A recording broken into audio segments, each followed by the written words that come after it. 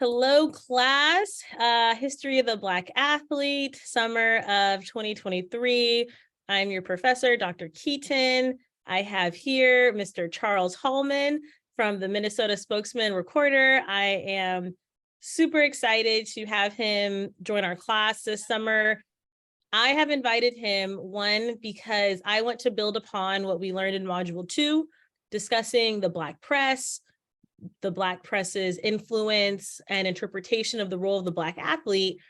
Rather than just reading about it, I figured let's talk to someone who's been a part of the Black press for, I'll let him tell you how long, and to share his stories and just learn more about, through his lens, his expertise, how we can unpack more about the Black athlete. So, Mr. Charles, if you would like to introduce yourself, please do. Thank you, Dr. Keaton. My name is Charles Hallman. I'm the staff writer, sports columnist at the Minnesota Spokesman Recorder, which is one of America's oldest newspapers. It's been around almost 90 years. I've been at the paper, I'm going into my 34th year at our paper, but I've been at the Black press for 44 years. I worked at another Black newspaper before I came to the Spokesman. I've been covering sports, or I cover everything, but I've been primarily covering sports most of my time. I was brought there to cover sports, and then they found out I could write other things. So I've covered news, I've covered entertainment, I covered everything but dog shows. And but you do that at a small newspaper. It's one ownership paper, started by the founder, who I did not meet because he was passed on before I came. When he died, it was given to his wife. She kept the paper open, and she passed it down to her granddaughter, who was running the paper now. And so therefore she had passed on. So therefore it's never left the family. It's been with one family all the time. And people who have met me and over the years have said I write in the spirit of Cecil Newman, who founded the paper, because he worked right for change in the community of Minneapolis and Minnesota. And I've done the same thing in terms of fighting for gender equity, fighting for inclusion, fighting for media to do much better in terms of covering Black athletes, female and male. I primarily cover Black females because they don't get the kind of notice that they should. And our work has been recognized not only locally, but nationally. I'm very proud of that. I guess a deep down secret that I was nominated and inducted to the U.S. Basketball Writers Hall of Fame in 2022, and I'm the first member of the Black press to be inducted. Oh, that's awesome. Thank you for sharing that. So I'm very proud of that. You know, it took me a while to get used to that because, you know, once you get to become a Hall of Fame, everybody makes a big deal about that. And I'm not a person that brags on what I do and brags on my laurels, but my children and people who around me said, I got to stop being so modest and accept the fact not only a Hall of Famer, but the first, I think I heard you say, which it's not too often you get to come across the first. So that is true. I mean, you know, so I'm very proud of that. I'm originally from Detroit, born and raised there, went to Michigan State University for journalism. I got a bachelor's and master's there. And then I moved to Minnesota because there was a job here that was offered to me. And then I taught for 20 years. So I'm officially retired as a school teacher, but I haven't retired as a journalist. I've always been a journalist, and people always are amazed that I've never done this job full time. So therefore, I never got a full-time check for journalism. I got a full-time check for teaching, got a full check for other jobs I had, but never for journalism. But I never carried myself part-time journalist. When I walk into the room, I'm a journalist. And so a lot of people were shocked and realized, wow, I didn't know that you wasn't full time. And so, and I don't take a back seat. Because we are a Black newspaper doesn't mean I don't compete with other newspapers in town, other media in town. And because of that, I've earned a respect over the years, sometimes grudgingly, because I've beaten the mainstream media on some story. But they also realize that I'm a good journalist. I work very hard at what I do. I ask tough questions.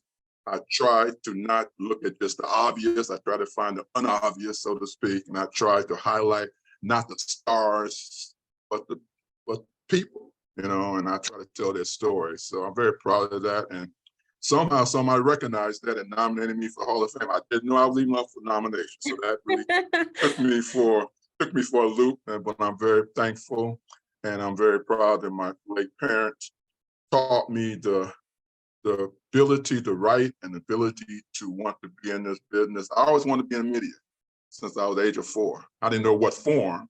I always wanted to be in media, but I was pretty much influenced to go into journalism at high school at a career fair. And then I just went on and moved into that field. It's a tough field to be into, especially for Black.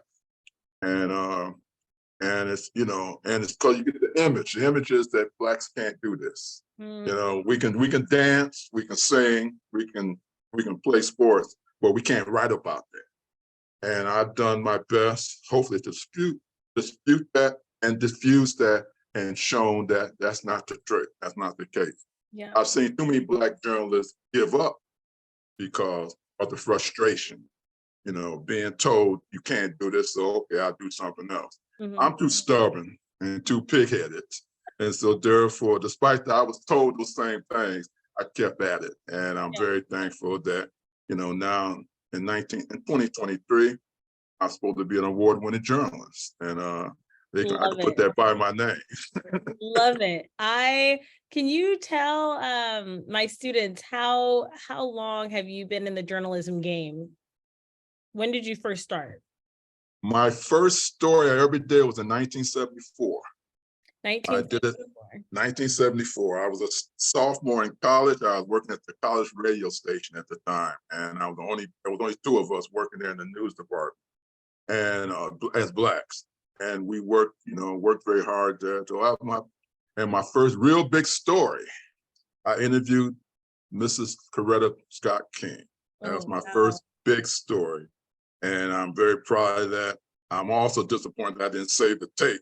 You didn't save the tape? I didn't say. Well, I was too young then. I didn't know that I was going to save those tapes. That would have been at the new Smithsonian in DC. Yeah, but it was. I was thankful that I got a chance to sit with her for a few minutes and talk to her, and she shook my hand afterwards and thanked me for the interview. And that was my first big story, and that opened the door, so to speak, for me to do other things over the years. But that was my first big story. So yeah, actually, my first byline was in 1974. Okay. And now 2023, I just written one of my 3 stories that I write for every week.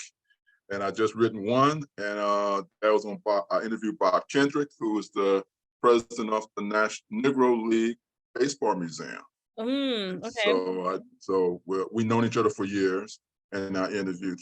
He was in town early this month, so I interviewed him, and I put that together, and I have 2 more stories to put together, and I have to be done before tomorrow. Wow. Okay. Well, we respect your time.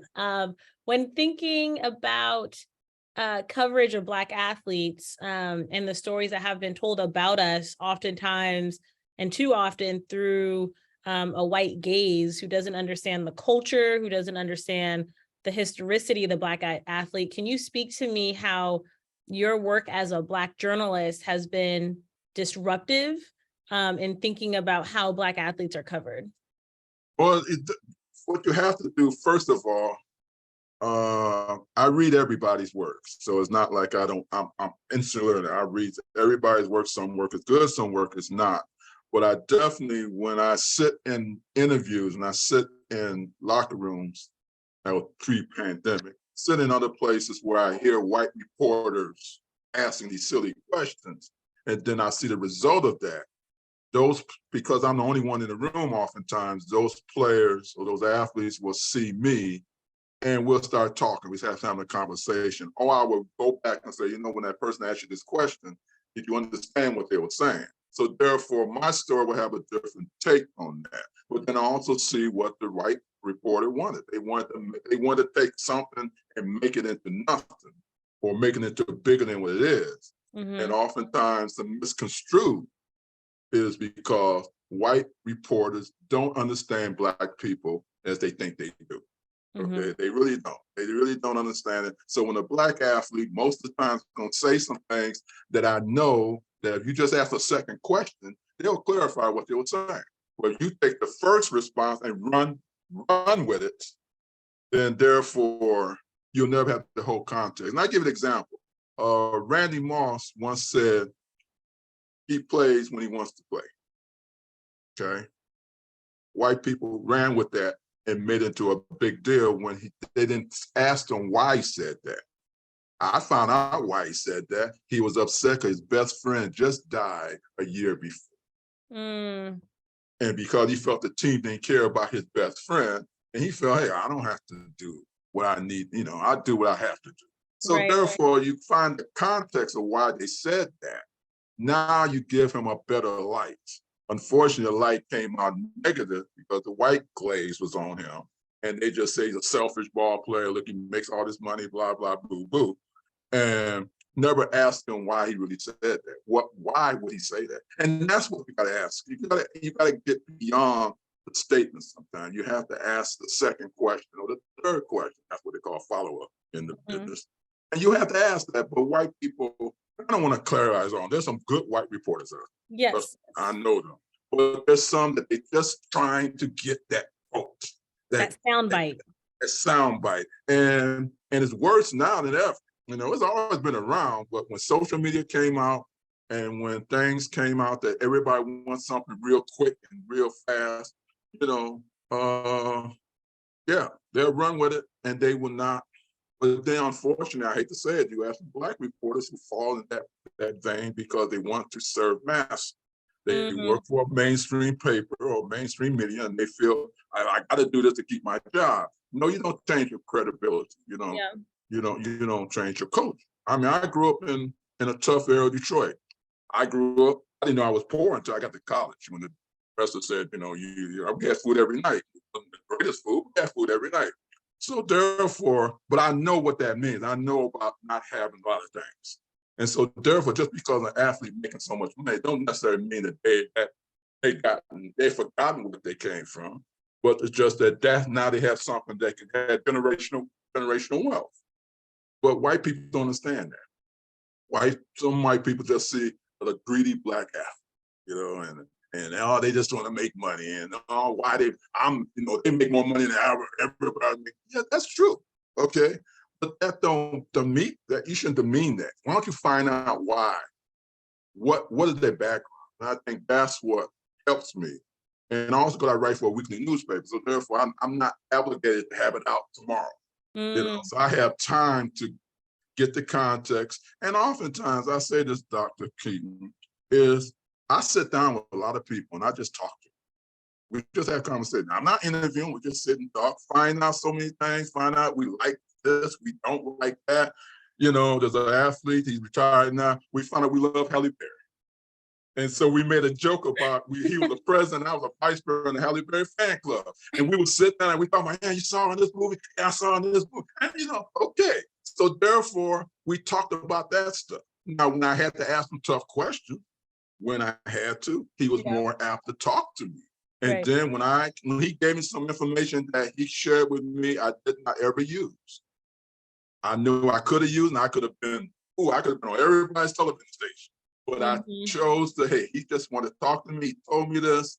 And so, and knowing that he was talking to me reporting when saying this, I never disclosed what he said. But it verified the things that happened to him because he predicted it was going to happen to him, but I didn't put that out. And so therefore, we're still friends today. I hear you talking about how you approach Black athletes holistically and understand the humanity that they come with, and that there isn't this, you're not there to, I gotcha, right? Thinking about if someone else was having an informal conversation, or maybe that person didn't even need to feel the need to say this is off the record, right? Because there's the common understanding. Know that. Yeah, they understand. It's funny, they think I have so many secrets in me, so to speak. And people just, I don't know why I come off with, I can talk to him and know it's not going to get out. Yes.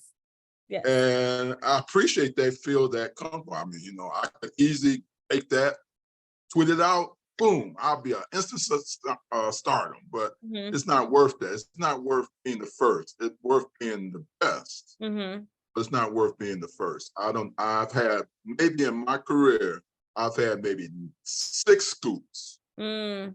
You know what they call a scoop. That means I got it when You anybody dropped else it. got it. You And I dropped the mic. dropped it. Yeah, oh man, 6. I've been doing this since the 1970s. Okay, Yeah. so out of 6 and never consecutively. So 6 over the career, that's not a lot. Yeah. You know, I got one on a frame on my wall. You know, I broke this story about a compromise of investigation. Okay, that was nice. Yeah. You know, the mainstream media followed up on that. They had to because I don't want to broke it first. Uh-huh. Okay, I didn't go break another story next week. I love that perspective. And I think I think it just speaks to like the generational differences, like you're saying, with just how media has changed, the relationship Black athletes have to media. When thinking about your experiences, what was your favorite story that centered the Black athlete to write? Was there a moment where you were like, wow, this one was really cool, or like you just a moment in history of Black athletes that you got to report on that you would like to share? One that I will always remember to the day I die. I and a late colleague spent years writing about this young lady who was a player at the University of Minnesota, was at that time was the leading scorer in their women's basketball history. But 20 years later, she had never been recognized formally. There was records in books, but you know, and other players was boosted ahead of her retiring her jersey. We wrote about that for about 4 years. Why her jersey's not up there? Finally, I was in Tucson, Arizona, at a covering NCAA, and a woman came up to me, officially said, "Charles, we just passed your last article to the officials, and we're going to put Linda Roberts' jersey up there." Wow, that is so And awesome. so therefore I have a picture of me and her, because she wanted me in a picture with her holding her jersey in a frame thing. And she's still alive. She's not doing well health-wise, but she's still alive. And every article that she was interviewed in, she made sure we would mention it. And Wow. she told them that I'm not doing any interview unless you mention these 2 men, because they're the ones that made it sure. So me going there, and I sat there in that ceremony and watched her and her family look at that jersey hoisting up there. And she's the first Black woman to have her number retired. That's a story that I always like to tell, because that showed the power of the Black press. Nobody else talked about that. Nobody else talked about her. Nobody else pushed her. Nobody else said that's important. We did. We kept talking about that, and we forced a white university to change their mind after over 20 years. She had been retired for 20 years. And they finally put it up there, and then she got inducted into the State Hall of Fame just this year, and they asked me to introduce her. Wow. And again, because they read my story, they said, "You probably the best person to talk about her career." So I got up there, I gave him a little few words, and again, she wanted a picture with me and her. And I said, Another picture. but again, she mentioned, she said, it wasn't for me, and the colleague is passed away now, Kwame McDonald, said, wasn't for these 2 men, I wouldn't have my jersey up on I think for me, as you share that story, I just get so emotional, because being a former Black college athlete, Black women athlete, that invisibility is real. I remember feeling like I would go off in games, or I remember feeling like my stats just weren't recorded accurately. I was like, how so-and-so? I feel like there's something going on, or I feel like the questions I got asked in interviews were never as meaningful, or I never got that individualized attention in comparison to my white female counterparts. And so as you're sharing that story, to know that her legacy and all her hard work would have just been invisible had you not advocated for her, it just makes me, I just feel so grateful for you doing that. But advocacy, right? Thinking about the Black press as being an advocate for Black female athletes, Black athletes in general. And so as you think about the contemporary plight of Black athletes, what do you think the role of the Black press is now? Do you think we still have that thinking of in comparison to the civil rights movement or Jim Crow era or Black Power movement, do you think we have a press collectively, a Black press collectively that sees why we need to have more conversations about the Black athlete? Oh, that's a tough question because a lot of Black press, unfortunately, doesn't cover sports like we do. They do it superficially because they're scared to, the Black press, unfortunately, is dependent on advertising, dependent on revenue. And so there sometimes they don't want to offend teams. So they'll run whatever the team sent out. They send a little stupid press release out and they'll run that. We're the only newspaper in this town weekly that does sports full time, from prep to pro. And I have to say, and I guess I can brag on this, I've made some teams angry because we pushed for diversity, we pushed for Black coaches, we pushed for this, we pushed for that. And so that doesn't stop. We have to continue to do that because the Black press and your students will go back and research anything that was changed in sports was because of the Black press. The Black press was talking about integration of baseball in the early 30s. Right. They talked about the NFL. In fact, they forced the NFL to integrate because they said if LA comes here and start a team here, we're gonna tell them they can't use any public facilities because you don't have a Black player. Mm-hmm. Okay. The NBA, a lot of people think the NBA is the way it is now. The NBA was all white and wasn't going to put Blacks in there. And so therefore, Black reporters, Black journalists in sport at that time wrote those tough articles, wrote those articles that forced people to change long before mainstream media found out, picked the ball up and said, oh, geez. So we're talking about, go back to 2020 when the George Floyd thing happened. Okay. All of a sudden, mainstream media was jumping on the bandwagon about, oh, we got to have diversity, we got to have this. I've been writing about that for years. Yep. I've been writing about that for My years. students have heard me rant. I told them it was crazy as hell that all of a sudden everyone was about Black Lives Matter and DEI. They've heard me rant already, but I'm glad you can. And so now we in 2022, all those voices is quiet except one. That's our paper. Okay, so we still talking about why is it important to have Black leadership? Why is it important to have more than 1-2 Black players on a baseball team? Why is it more important to have that? And I'm tired of hearing people saying, well, you keep talking about race. Race and sports have never been separate. It's always been connected, And when you don't look at a Black female athlete the same way you look at a white female athlete, then yeah, you putting race in there. Mm-hmm. Okay, when you promote in WNBA, you're promoting Sabrina over Asia. Mm-hmm. Asia won 2 championships, or she won MVP. She only won 1 championship. 1 MVP. She's done more than Sabrina has done. But Sabrina's on the face of the game and not Asia.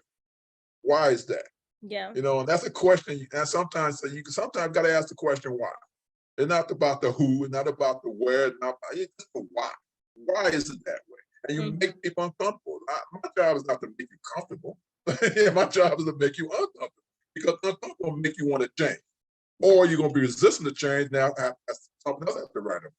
So, long story short, yeah, we got to continue to do that. But unfortunately, we don't have enough Black media to do that. There's some out there now. But overall, we're not as strong as we used to be.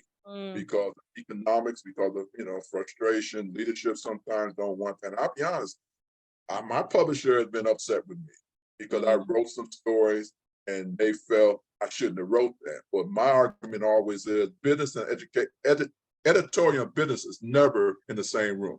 It's always a separate office. So I don't care what you do on the business side, editorial side, that's what I'm part of. And so therefore, man, you just gotta get better salespeople. You gotta do something else. But don't get mad at me because I wrote a story about the lack of this or lack of that, and you tell me they pulled an ad off the table because of my article. Oh, that's the way life is. You're speaking truth to power. So you can't, I love that. I know you got some other stories to finish up, so I want to respect your time. I got 2 more questions. What, when thinking about the Black female athlete, and I'm sure you probably wrote on it, or asked or interviewed some other folks, but when the You Can't See Me, Angel Reese and Caitlin Clark cultural blow up was happening, what were you thinking? What were some of your insights into how to make sense of how not the Black press, but just the press in general was covering this, and then take into account social media's role in all this? The thing, I saw Caitlin Clark do that personally here in the Big Ten. The same kind of measurements, okay? So I'm saying, why is her enthusiasm was awarded, but then Angel Reese did the same thing, and you made her into this angry Black woman. And then you blew her up into this and that, she's this, she's not that, she's not this, she's not that. And to me, that's again, racism. That's again, how people see things. A Black female athlete will just play. They'll just be happy to be out there. Oh, I'm just happy. Oh, thank you, Lord, for letting me be here. And then the white woman, if she does something that way, oh, just look how enthusiastic, look how competitive she is. Both of them did the same thing. Both of them did the hand gesture. Okay, if you go back and look at some film from Iowa, she done that umpteen times. Did it here in Minneapolis. She done that all the time. Nobody said anything about that. Okay, nobody said anything about it. Oh, that's great. You know, nothing against Caitlin Clark. She's a good player. Mm-hmm. Angel Reese is a good player. Angel Reese won a championship. So when I wrote the story about why all this came out, you know, and again, that mentality of a woman, a Black woman cannot do anything with a Jezebel or HOE or, you know, something like that. They can't be a human being. They can't be, but the white woman can be. And that doesn't work. That doesn't work for me. So, yeah, you know, that's why I was hoping for John Staley to win the championship. I was really rooting for her because the images that they had of her team, they became the female Georgetown. I know. Okay, because they know how they treated Georgetown when they went for a championship. They said did the same thing about South Carolina. And Aaliyah Boston, one of the nicest people. I just spent time with her in Las Vegas this past week. One of the nicest people you ever meet. But you made her out into a thug. You made her look like she's just, you know, they just, but those images. And I'm trying to teach people, you got to be media literate. You got to really see all through it. You know, don't just take that, oh yeah, you know, don't take just one person saying that. Right. Look and examine. And so that's a long story short. Yeah, I was upset, but I always want to take my time and write on that. I didn't want to be the first one. I waited a month before I talked about that issue because I wanted to get some voices from other people, get some expert voice. I'm not an expert, so I'm gonna talk to females. And how do you feel about that? And I can put that in the story as opposed to me. You know, I can speak forever, but I'm not an expert. And I shared it with your students is I never am an expert. The person I interview is the expert. They know more than I would ever know. My job is to translate that information and read it to my readers. But I would never treat you or any interview subject as, oh, I know more than you do. But I do see white reporters do that all the time. That's good. All the time. That's good. I appreciate you sharing that because when you interviewed me, I was just blabbering. I was just talking for 20 minutes, and then I was like, I don't even know what he put in the article, and I felt like you captured it so well. So thank you for that. My last question, Mr. Hall of Famer, is, what do you think your legacy will be as someone who has been a part of and really kind of this last standing ground of the Black press in sport? You know, what is your legacy through your lens? You know, my pastor, I'm a Christian. My pastor told me that the reason why I'm getting all these awards is because I never blew my own horn. I never promoted myself. I served my community and I served them in the best possible way. My job is to inform my community in the best possible way possible. Sometimes I'm gonna make mistakes. Journalism is a mistake business, so I'm gonna make mistakes, but never maliciously. So I think my legacy would be this. You may not always like what I wrote, but you always knew I told you the truth. You may not always, I may not came off very well, maybe I'm not the most personal person in the world, but you know I told the truth. And because of that, that would be my legacy. I believe people will say that. I believe people see that. I can't believe so many people that gave me so many compliments when I got inducted in the Hall of Fame, black and white. And I couldn't believe they read my stuff. I'm just write for a small black newspaper in South Minneapolis, and I write every week, and I hit that word send, and I'm on to the next story. But somebody was out there reading. Now, last thing I'll say this: I always write for one person. I don't care who that person is. I want one person to read my story and get four things. One of four things are they're going to be informed, they're going to be enlightened, they're going to be entertained, or be infuriated. One of those four. They make it all four out of it. Well, if something came out of that, then I have accomplished what I want. And if I get one person to read my story, I'm more than happy. I never know who that one person is. That's what I write for. Even when I wrote my first story today, I'm writing for one person. One person might not know who Bob Kendrick is. They may learn from that article. They may want to go and research that person and find out more about them. That's my job. That's what I do. And I know so many people want to get all these likes. I want to get all these hits. I want to know all that. I don't know what hits are, other than I used to get hit upside the head growing up. Oh, you're too funny. Oh, well, I feel so honored. My students, I know they are going to just love this, particularly your piece. I think you said his name was Bob Kendricks. Is that correct? Kendrick, yeah, he's the president of the National League, Negro League Baseball Museum in Kansas City. I will make sure they get that piece, particularly because I had a student this term who wanted to learn more about the Negro League, several. So I will make sure to get that to them too. Yeah, he lives. He's the epitome of the.